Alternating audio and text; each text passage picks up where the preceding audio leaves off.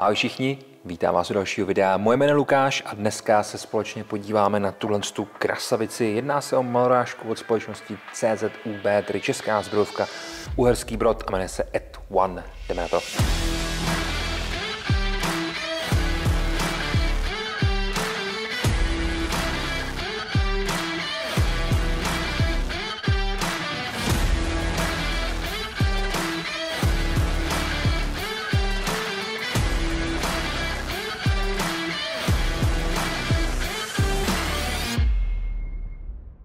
Tahle malorážka samozřejmě patří do rodiny 457, tedy té poslední generace, kterou česká zbrojovka asi relativně nedávno, se to tak i dá říct, vydala. A jedná se o hezky zpracovaný malorážky, který se různí různými parametry a různým zpracováním. Nicméně u všech najdeme prakticky stejný pouzdro závěru a můžete si tam měnit hlavně a tak dál, ale k tomu se taky dostaneme.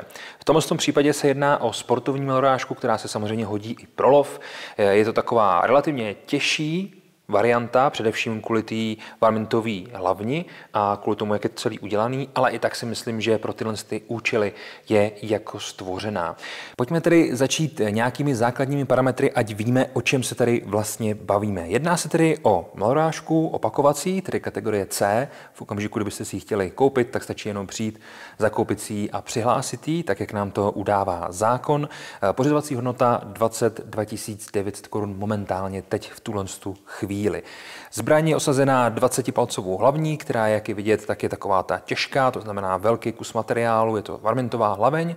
Na konci máme závit, takže můžeme umísťovat klidně i tlumič a to tělo, respektive ta pažba celá kompletně potom je udělaná z laminátu, který je moc hezky zpracovaný, moc pěkně probroušený a i ta ergonomie tady víceméně dává smysl. Co já osobně si myslím o téhle zbrani, já osobně mám rád malorážky od společnosti CZUB, jelikož tohle je věc, kterou oni umí. Vyhovuje mi, sám mám, je to pěkná puška, spolehlivá a nemůžu na ní dát dopustit. Nemám tuhle, mám trošičku jinou, ale i tak jsou to stále super zbraně. Jedná se tedy o komorování na 22 LR, tedy long rifle, a máme tady meč komoru. Co to znamená? To znamená, že je tam udělaná opravdu co největší přesnost, i především kvůli tomu, nebo díky tomu, že tady máme odlehčený úderník, což je samozřejmě super, jinak tím zpracováním je to standardní puška se standardní ergonomií, standardním úchopem a tak dále. Co by nás tady mohlo zajímat, co dostaneme spolu s tou puškou v tom balení, tak dostaneme jeden kovovej, díky bohu za to, 5raný zásobník, který vám krásně padne do té šachty, která je ze spoda. To si taky za chvíličku ukážeme.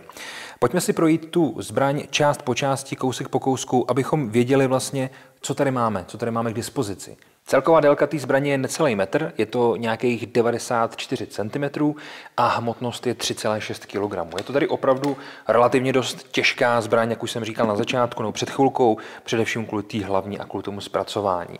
Když půjdeme pěkně odpředu až dozadu, najdeme tady tedy pěknou část na hlavni, která se dá odšroubovat a máme tam možnost umístění tlumiče, což je super. Tlumiče už máme povolený, takže si s tím klidně můžeme trošku pohrát. Následně potom hlaveň, jak jsem říkal, a přechází nám to vlastně už v to pažbení. Dole mám jedno poutko, buď to na nějakou dvojnožku, nebo samozřejmě na zavěšení popruhu. Když pak půjdu dál, mám opravdu moc hezky tvarovanou celou tu pušku. Když se podíváte, tak tahle část je rozšířená, v okamžiku, kdy to budu chtít přenášet, držet, tak tahle část je zase trošičku zúžená, což je samozřejmě super, a potom nám to přechází už v to pouzdro toho závěru. Nahoře na tom pouzdře závěru mám možnost umístění montáže, tedy i na puškohled, takže tady mám 11 mm montážní lištu, nemám tady tedy možnost dát klasický Picatinny rail, ale to mi nevadí, jelikož já si to klidně o to můžu doplnit, ale mám tady vlastně tu 11 mm lištu, následně potom okýnko vyhazovače, páka závěru, pojistka, vzadu potom výstražník, v okamžiku, kdy to je natažený, tak mám tady červenou vlaječku, abych věděl, že to nějakým způsobem je nebezpečný, že tam může být náboj, pokud tam mám zásobník, tady ze spoda zásobníková šachta s uvolňovačem zásobníku, tedy když to tam takhle mám vevnitř, stačí mi vlastně jenom přitáhnout k sobě a sám krásně si jede ten zásobník do ruky. Následně potom lučík spouště, spoušť, která je stavitelná, což je super, a lučík spouště jde vyměnit za takovou tu ostrou variantu, která se mi líbí víc, ale vlastně ve standardu máme tohleto.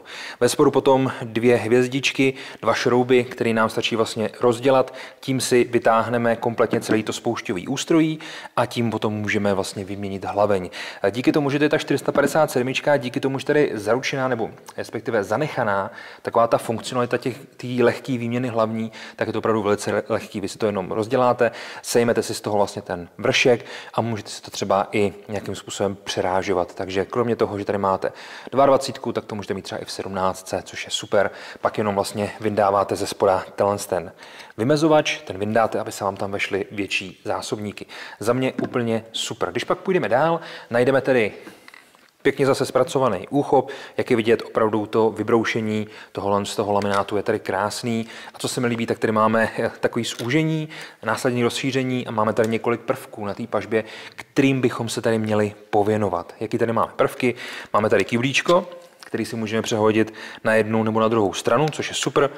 Ten rychloupínák je za mě parádní, protože to dobře funguje, zároveň to potom nabízí umístění nebo uložení těch moderních popruhů na zbraně. No a pak tady mám vlastně ze spodní části udělaný takový kryt toho vnitřního ústrojí. Mám tady další možnost umístění třeba standardního popruhu a nahoře potom mám stavitelnou lícnici a stavitelnou pažbu. Ta pažba nebo ta bodka té pažby je z pěkný gumy, opravdu moc pěkně je to zpracované, je to příjemný. Samozřejmě tady nečekáme žádný velký zpětný ráz, ale i tak je super, že tady něco podobného máme. Zároveň, jak jsem říkal, stavitelná lícnice, takže já jenom stisknu a můžu si nahoru, až to tady docela nevytáhnu, můžu si vlastně nahoru a dolů nastavovat tak, jak budu chtít. Stisknu, zajistí se mi to, drží to. Stejně tak i pažba, ta je úplně na stejném principu, jenom si tady stisknu tlačítko a můžu si nastavovat, co se týče délky. Úplně v pohodě, pak se mi to jenom zacvakne a je to tak, jak potřebuju. Především díky tomu já potom si můžu nějakým způsobem nastavovat tu délku té pažby tak, aby mi to co nejvíc vyhovovalo v tom uchopu a v té manipulaci s tou malorážkou, což je za mě úplně super. Mimochodem samozřejmě je v bezpečném stavu, nemusíte se bát, že bych tady máchal nabitou zbraní. Pojďme se podívat na funkcionalitu, ta je tady naprosto jednoduchá, mám tady páku závěru, tu jenom zvednu nahoru, natáhnu, zase dám zpátky. V tomhle okamžiku je zbraň jakoby nabitá, nemáme tam zásobník s nábojema, takže je natažená, ten spoušťový mechanismus je připravený a já si to můžu zajistit. Jak je vidět, krásně bílá, je zajištěno, červená, pozor, budu střílet. Mimochodem, ta pojistka byla předělaná tak, aby byla co nejtěžší, takže v okamžiku, kdy opravdu si s tím dáte tu práci a neuděláte jenom, pak je to samozřejmě hlučný, ale v okamžiku, kdy to uděláte opravdu potichu, tak je to úplně super v tom, že nemusíte vyplašit to, na co zrovna budete mířit v okamžiku, kdy to budete používat na lov. Takže za mě super, jak je vidět, tady už nám potom svítí ten výstražník, který jsem vám říkal. No a je super, že ta páka toho závěru, natahovací páka, je udělaná vlastně tak, že nám směřuje dolů. Takže ten zdvih a to následné přetažení do zádu je velice intuitivní, velice rychlý. Nemusím si s tím udělat vůbec starosti, opravdu to funguje velice dobře. V okamžiku, kdy pak budu chtít tu zbraň rozebrat, vytáhnu zásobník, zkontroluji si, že zbraň je v bezpečném stavu, buď to můžu provést stranu jistoty, anebo to můžu udělat tím standardním stylem, který někdo podporuje, tak abych šetřil ten úderník nebo ten zápalník.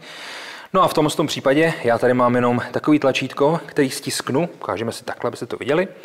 Já vlastně jenom vezmu páku záběru, stáhnu do zádu, stisknu si tohleto tlačítko a tím si vytáhnu ten závěr. Tady jste mohli vidět jednu z věcí, která mě trošku mrzí, nicméně ono to víceméně zpracovat jinak asi ani nepůjde. V okamžiku, kdy máte tu lícnici hodně vysoko, tak vám do toho bude narážet ten závěr, ale jenom při rozborce a zborce, takže se nemusíte bát, že by vám narážel i v okamžiku, kdy budete přebíjet. To samozřejmě ne, takže já si to tady můžu takhle stáhnout, abych se mi tam potom krásně dovnitř vešel.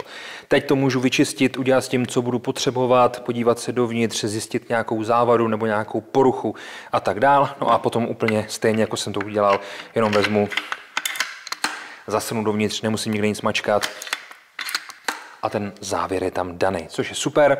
Následně potom provedu ránu jistoty, anebo to vybiju tímhle s tím směrem, stylem, tak jak jsem říkal. Mimochodem pojistka funguje samozřejmě jenom v nataženém stavu. Nemůžete si zajistit zbraní, když ten spoušťový mechanismus není natažený, není připravený ke střelbě. No, přátelé, co si o tomhle tom dál povědět? Za mě je to malorážka, která je velmi zajímavá tou svojí konstrukcí, tím svým zpracováním a především se mi líbí ten vzhled. Opravdu ta černá konstrukce tady vzadu s tím hliníkovým nebo duralovým prvkem je za mě moc pěkná, zároveň se mi líbí nastavitelná lícnice, nastavitelná bodka, takže i délka vlastně té pažby, zároveň se mi líbí spoušť nastavitelná a tak dál. Máme tady spoustu věcí, včetně té mečkomory, včetně toho odlehčeného zápalníku a takových prvků, které nám dávají potom dohromady relativně pěkný obraz, relativně pěkný předpoklad, kterým vlastně ta malorážka, která se tedy jmenuje At-One a je za ní zodpovědná česká zbrojovka, kterou vlastně je. No, přátelé, za mě asi všechno. Nemyslím si, že tady potřeba říkat nějaké další věci, jelikož jsme tady všechno věděli, řekli jsme si základní parametry. Když budete chtít, můžeme si z toho někdy picnout, vystřelit, abychom věděli, jak se to vlastně chová, jak vlastně to je přesný, protože udávají přesnost až na 1 MOA na nějakých 50 metrů, což u sportovní lovecký malorážky by neměl být problém, protože zkrátka potřebujeme, aby to střílelo dobře, ale to samozřejmě záleží na použitý optice, jestli to je dobře usazený, jaký jste střelec a tak dále, takže spíš to bude asi o tomhletom, ale klidně se na to můžeme podívat, pokud byste chtěli. Přátelé, to je za mě už opravdu všechno. Malorážka At-One od české zbrojovky na kanálu Top Army Shopu. Moje jméno Lukáš, nahoře v ičku a dole v popisku tohoto videa najdete odkazy, takže se klidně podívejte a já už se s vámi pro dnešek loučím. Mějte se krásně. Ahoj.